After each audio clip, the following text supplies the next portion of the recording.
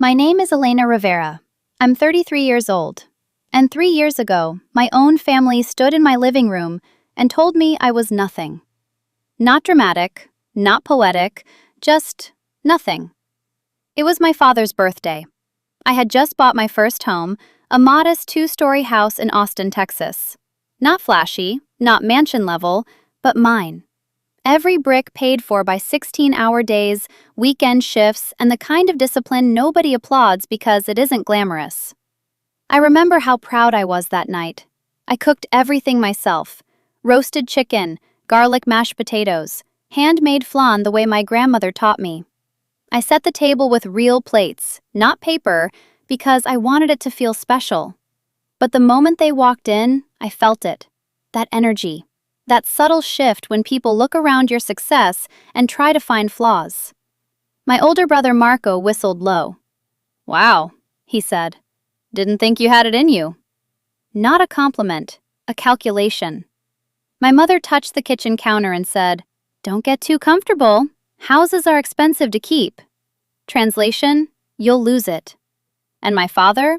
He laughed, loud enough for everyone to hear. "Elena always had big dreams," he said, lifting his glass. "Let's see how long this one lasts." Everyone laughed. Everyone.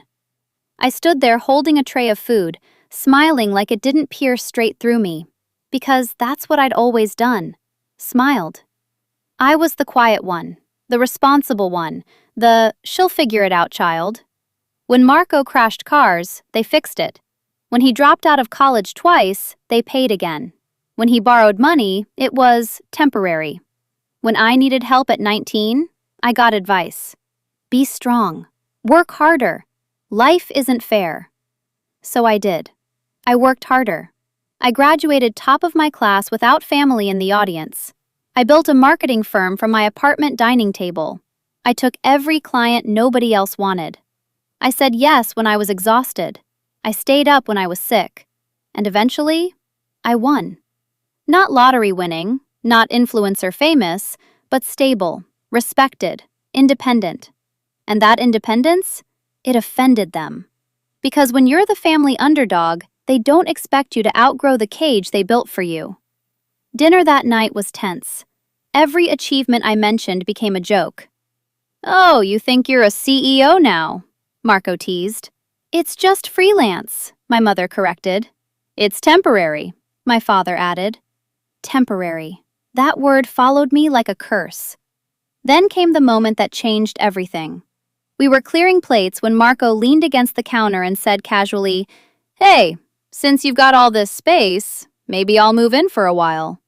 He said it like a favor. My mother nodded immediately. That would be good. Family should help family. There it was, the real reason for the visit. Marco had been evicted again, 3rd time in 2 years. He didn't ask, he assumed. I laughed lightly. "I'm not taking roommates." My father's face hardened instantly. "It's not a roommate," he said. "It's your brother." "I know," I replied calmly, "and I'm not taking one." Silence. Heavy, sharp, dangerous. Marco scoffed. "You really think you're better than us now?" "No, but I was done being beneath them. I think," I said carefully, "that I worked very hard for this house." "And you're selfish enough not to share it," my mother snapped.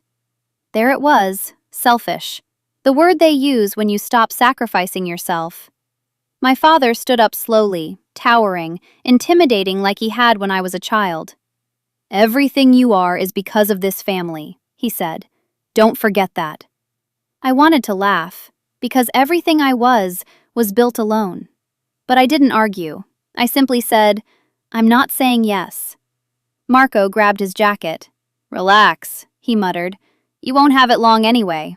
Market crashes, businesses fail. Let's see how independent you are then." And that was it. That was the moment. Not loud, not dramatic, just a quiet promise hidden inside a threat. Let's see how long this lasts. They left early. No hugs, no thank you for dinner. Just cold air and judgment trailing behind them.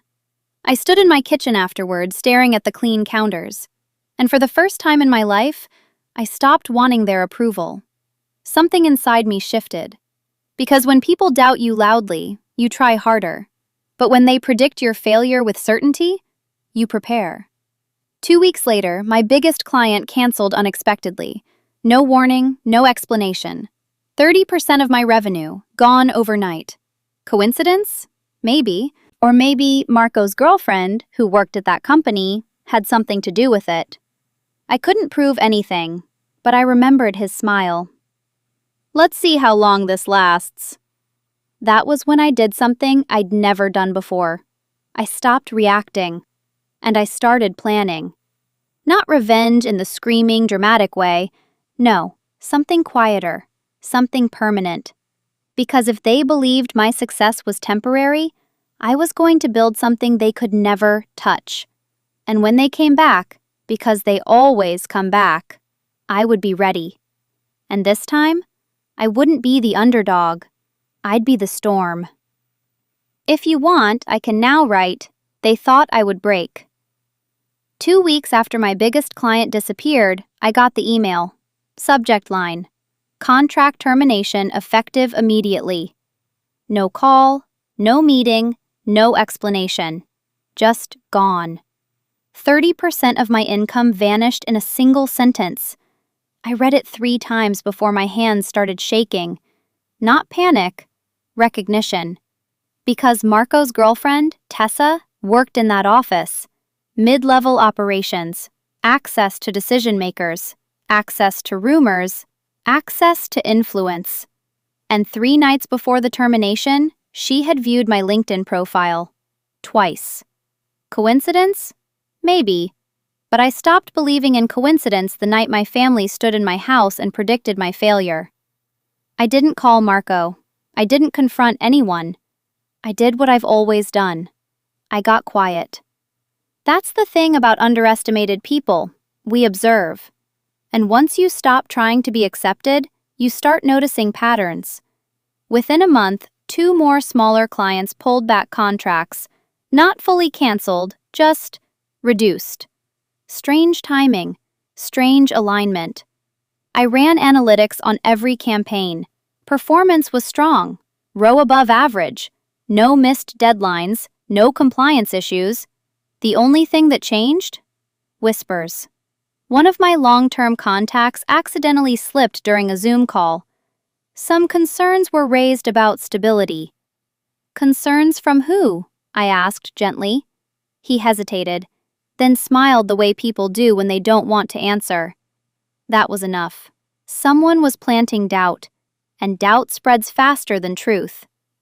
At first, I felt angry, hot, immediate anger. Then I remembered something my grandmother once told me when I was 16 and crying over school bullies. Never fight shadows. Turn on the light. So instead of reacting publicly, I started digging quietly. I hired a private digital analyst under a consulting agreement. Discreet, expensive, worth it. Within 10 days, I had confirmation. Anonymous emails had been sent to 2 of my clients. Emails questioning my financial stability, my family issues, my emotional volatility. Creative wording, careful enough to avoid defamation lawsuits, but strategic enough to plant fear. And the IP address? It wasn't Marco's. It wasn't even Tessa's. It traced back to a shared workspace downtown, one Marco had recently started using for his new business venture. He didn't know that when you use public networks, digital fingerprints still exist. He didn't know I could afford better lawyers now. But I didn't move yet. Not legally. Because lawsuits are loud, and loud people reveal their cards too early. Instead, I expanded. If they wanted to shrink my reputation locally, I would make it irrelevant. I shifted my company focus to international clients, remote campaigns, European startups, Australian brands, markets my family didn't understand and couldn't access. Within 3 months, I replaced the lost revenue. Within 6 months, I doubled it. And I never said a word. Meanwhile, Marco's business struggled. Loud Instagram posts about entrepreneurship, motivational quotes, leased car, designer watches bought on credit. the performance of success without the structure of it. Then my mother called. First time since the birthday dinner. Her tone was syrupy. "We heard you lost some clients. Are you okay?" We, not concern, surveillance. "I'm fine," I said calmly. "You know," she added carefully, "it's not too late to reconsider helping Marco. He's under pressure." There it was again. They destabilize me, then ask for access to my stability. I almost laughed. "I'm sure he'll figure it out," I replied. The same words they gave me at 19. Silence on the other end. Then disappointment. Then the click of the call ending. That night, I reviewed the digital analyst's full report again. Screenshots, timestamps, metadata trails. Marco hadn't just sent anonymous emails. He'd exaggerated. He'd told people I was mentally spiraling, that I was desperate for money, that I had family conflicts affecting judgment. Projection is a fascinating thing, but here's what he didn't know. I had already structured my company into a holding entity, assets separated, revenue diversified, contracts tightened, reputation insured. I wasn't just building income anymore. I was building insulation. Because when people show you they want you unstable, you prepare for impact. 3 months later, Marco's car was repossessed. 2 months after that, Tessa lost her job during restructuring. And then, they came back. Not subtly, desperately. Marco showed up at my door one Saturday afternoon, unannounced. I opened it calmly. He looked thinner, tired, less polished. "You've been telling people things about me," he started. I blinked slowly. "No," I said. "I haven't." Which was true. I didn't need to. Consequences were doing the talking. "You're ruining my reputation," he snapped. That almost made me smile, because reputation doesn't collapse without weight behind it. "I haven't mentioned you to anyone," I replied evenly. "Maybe focus on your own business." His jaw tightened. "You think you're better than me." There it was again. Not apology, not accountability, ego. "I think," I said quietly, "that I don't interfere in your life." Silence stretched between us.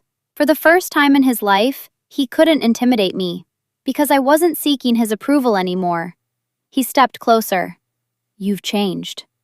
"Yes," I agreed softly, and that terrified him more than anger ever could. He left without another word. But something had shifted. He knew I knew. And when guilty people realize you're informed, they panic. A week later, I received a cease and desist letter from Marco, accusing me of defamation. I laughed out loud, because the digital trail I had would destroy him in court. He thought intimidation would scare me into silence. But here's the difference between us. He plays checkers. I study chess. I forwarded the letter to my attorney, and for the first time since that birthday dinner, I felt something dangerous rising. Not anger, clarity. They had tried to destabilize my income. They had tried to damage my credibility. They had predicted my failure. Now, they were cornered. And desperate people make mistakes. The kind you don't have to create, you just have to document. And I was documenting everything. Because revenge isn't loud, it's patient. And they still believed I was reacting.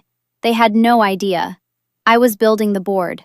And soon, the cease and desist letter was the biggest mistake Marco ever made. Not because it scared me, but because it forced everything into writing.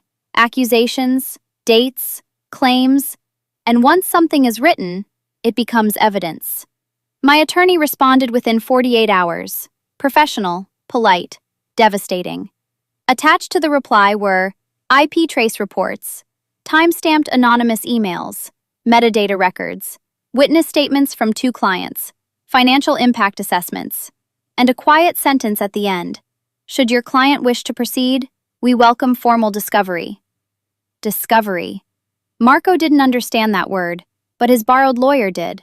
Because discovery would mean subpoenas, email records, bank statements, digital forensics, and the illusion of his entrepreneur empire would collapse publicly. The cease and desist was withdrawn 3 days later. No apology, just silence. But I wasn't finished. Because this was never about anger. It was about correction. You see, Marco had committed more than sabotage. In his rush to discredit me, he had impersonated a concerned industry insider. That crosses into fraud.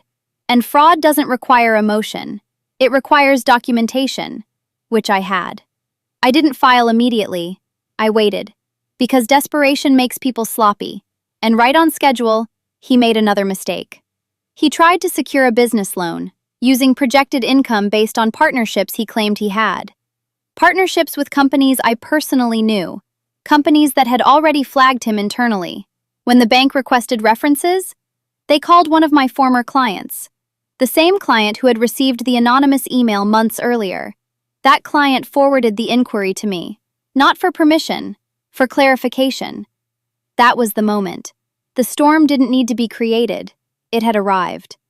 I gave my attorney authorization. A formal complaint was filed. Not dramatic, not emotional, just facts. Digital harassment, fraudulent misrepresentation, interference with contractual relations. The investigation opened quietly. Marco didn't know until his bank account was temporarily frozen pending review. I didn't hear about it from him. I heard from my mother. Panicked, breathless. "Elena, what did you do?" Interesting. Not, "What did he do?" What did I do? "Nothing," I answered calmly. I responded. "He could go to jail," she whispered. I closed my eyes briefly. He should have thought about that before trying to ruin me. Silence. The kind that finally understands consequences exist.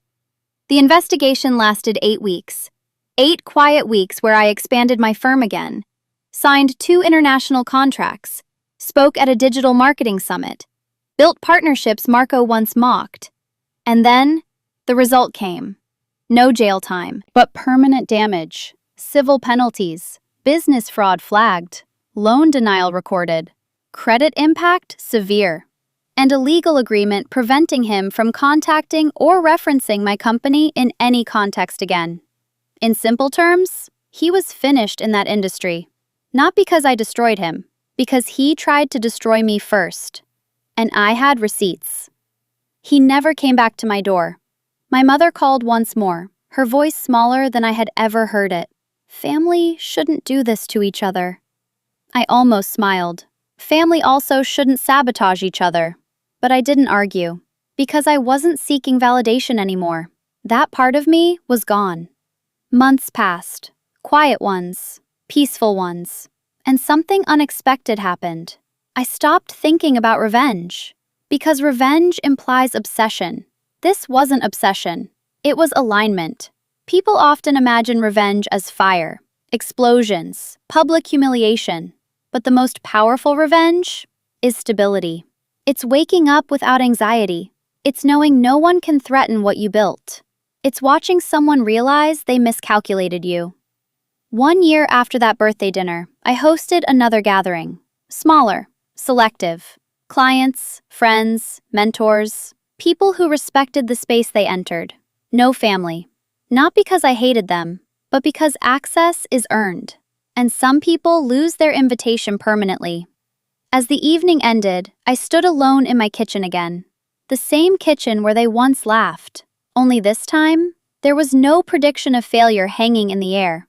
No doubt, no whispers, just quiet success. They had said, "Let's see how long this lasts." It lasted. It grew. It multiplied. And I learned something important. You don't need to scream to be powerful. You don't need to humiliate to win. You don't even need revenge in the traditional sense. You need boundaries, documentation, patience, and the courage to stop begging for approval from people who benefit from your weakness. Marco thought I was temporary. My parents thought I was selfish. They all thought I would break. Instead, I built something untouchable. And when they tested me, I didn't fight. I fortified. Because storms don't argue with buildings, they test foundations. And mine was concrete.